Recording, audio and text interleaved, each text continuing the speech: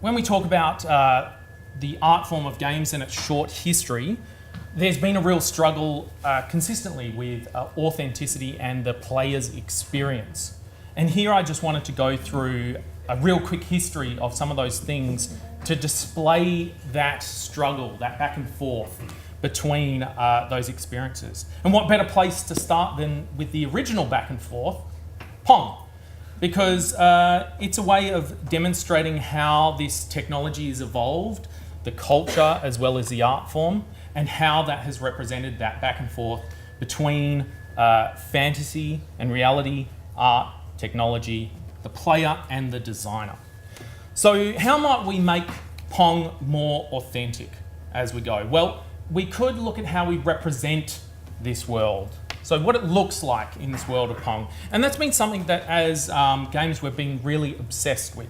Because in the early days, the technology was not good enough for us to represent much more than pure abstractions. So things that were fantasized and they were in 2D elements. And in fact, we actually got very good at representing those fantasy worlds. And then we get to a point where we can stack cardboard boxes on top of each other and have them navigate around in 3D space. And then our need for representing the world becomes much larger. We can do far more things, far more realistically. And these worlds begin to grow. And they can represent environments, people, things in particular. But for us, a real pain point has been representing those agents, those people that are part of this history. And if we look at Lara Croft, for example, we start off with a very stylized approach. And as you see, as the technology develops over time, she becomes far more realistic. But we start to hit a valley here. And that is the uncanny valley. Because at this point, we are up to the point where we have to create these figures, and we're creating these worlds by hand. So what about if we could get computers to help us create those worlds for us? Well, we could use technology like face tracking so that we can mimic the reality of a person acting and speaking, as demonstrated in L.A. Noire. So we could get the computer to do a lot of the work for us.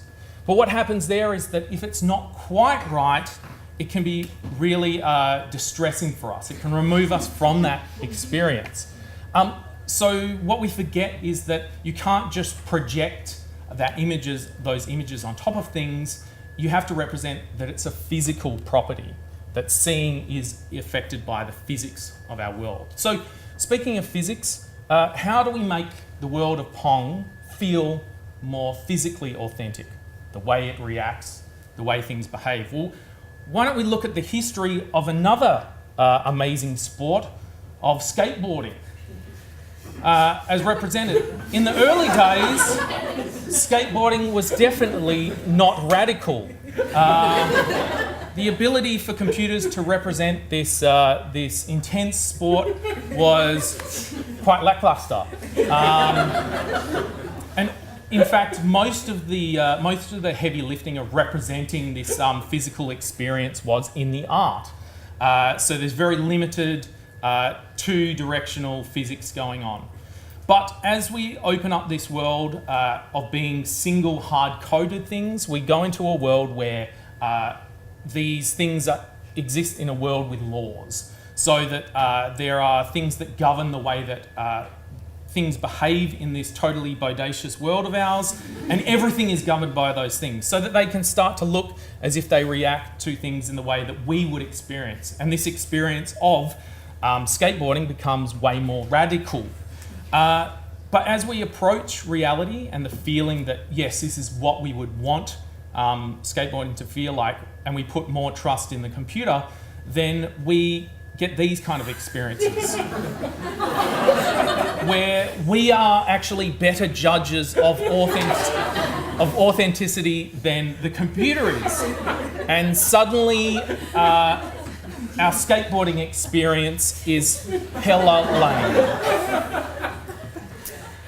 So games just aren't about the technology, it's also about the culture itself and our growth as an industry and as an art form, and how we represent the people and things in our games. So looking at the history of fighting games is really interesting because it gives us that cultural diversity, because people all around the world throughout time have been punching each other in the face. So we get lots of representation of different cultures, but because it's professionally punching people in the face, it's mostly men. Until you get to Street Fighter, which makes a real bold move and has its first female character. And this would follow a trend that other fighting games would follow as well. So Mortal Kombat had its first only female character. But from this point on, more female characters appear, but they appear far less diverse, which is kind of strange. They fit this cookie cutter mold, because on the other side you have male figures that have all different shapes and sizes and expressions themselves, but the female figures all look the same.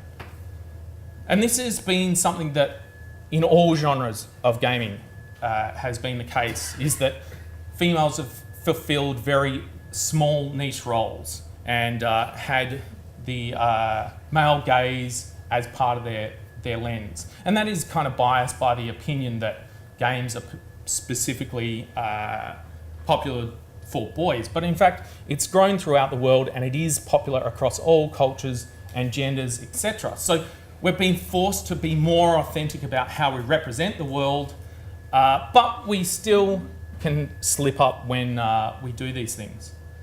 So representing Arabic in Battlefield 3, just that lack of sensitivity there. So what about the other cultures that you're representing? So in the case of Pong, the cultural practice of Pong, like you want to get across, okay, these are the right ways to play the game. These are the rules, etc. So how do we represent the way that humans actually do these things? Well, you can't talk about games without talking about shooting, Nazis and zombies. So it's a good place to start because the first-person shooter popularised games massively, and particularly this title, Doom. So this is where people really got this thrilling experience of running around in a fantasy world shooting people. And this got people very worried because this might raise people that really want to shoot people. And that, to parents, could be really a bad thing. But to a military, that could be a very good thing. Not if you just, walk around pointing your gun at people. You want them to be doing shooting people in a good way. So they do it the right way. So rather than running around, they started to make, these things more realistic so that they could emulate the experience of being a soldier. So you had much more hiding behind cover and doing things that you would actually be trained to do as a soldier. But then it creates this unrealistic world where everything is architected to be waist high and made out of concrete. And the whole genre of first-person shooters turned into this bland mess of hiding behind cover and shooting people. And then it led into its own genre of combat shooters that made things far more realistic. So damage was correct. You would get shot once and die. And that these things would be as close to reality as possible so that you could go home from a day of hard work and pretend to be a soldier, which for some people I'm sure that is a good thing. But also that leads us to say, what is the purpose of these games? What are they there for us to achieve? Is it there to entertain? Is it there for us to train? Is it there for us to learn new things? And that has been something that's been on the mind of people that have observed games as they have become popular throughout time. So this phenomenon of games and their attraction to, young people especially, led educators to think about how they could use this medium. And the first way to use it is for what computers are good for, and that is for doing very simple processes. So you could teach maths using these games, but as well as this point in gaming, you could also represent simple storylines, those kind of things. So you begin to see games being used to teach history. But as we progress through technology, our ability to present new models and new representations empower us to make better educational products. So the team that I work with helped to make this recreation of the Jenolan Caves, which is 3D scanned. So very authentic model that it's built on so that students can experience the caves themselves and discover in a way that they couldn't by going there in reality. And as another example, here is a 3D replica of the Endeavour. And the interesting thing about this Endeavour is that it never existed, because it's actually an amalgamation of a scan of the rebuilt model that is in Sydney Harbour, as well as based on plans that were released, and just to make it achievable for the player to move around in the space that we'd created. So as we move through, we get to a point where this sounds like it's all a linear process of it's all heading in one direction and we're finding out these things. But in fact, what's interesting about the industry is that it has been breaking those rules, or as it matures, referencing on itself.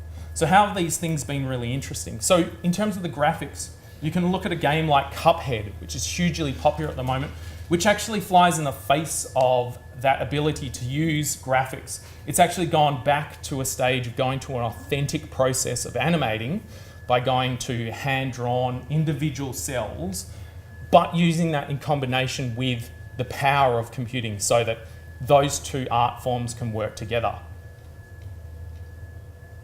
And then in terms of physics, we get some really interesting stuff coming up as well. You can't talk about games without referencing the double jump. It's this unique thing that is part of gaming nomenclature, which feels so right in the space, but is nothing relatable to what we do in our real world. And that's really interesting about games, is that it can open us up to physical experiences that make so much sense that we would never be able to replicate.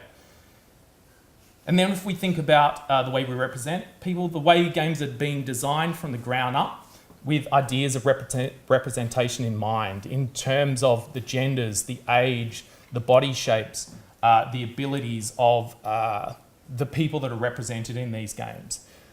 Of course, they still appeal to the, that stereotypical range, and they still have those treatments, and they can fall for the same traps of Arabic being written backwards. But interestingly, in this case, someone pointed it out on their forums, and their localization team fixed that. So it's nice that the industry is changing and adapting. And then we can talk about the cultural practice. By the way, this is going to be very gory. We can go back to Doom, which was re-released or reimagined, and it goes away with all of this stuff about replicating how it is to be a real soldier, and just goes balls out insane. So there's no hiding behind cover, because let's face it, you're in hell because someone thought that using hell as a renewable resource would be a smart idea. So why hide behind cover and pretend to be like a real soldier when you just want to have fun?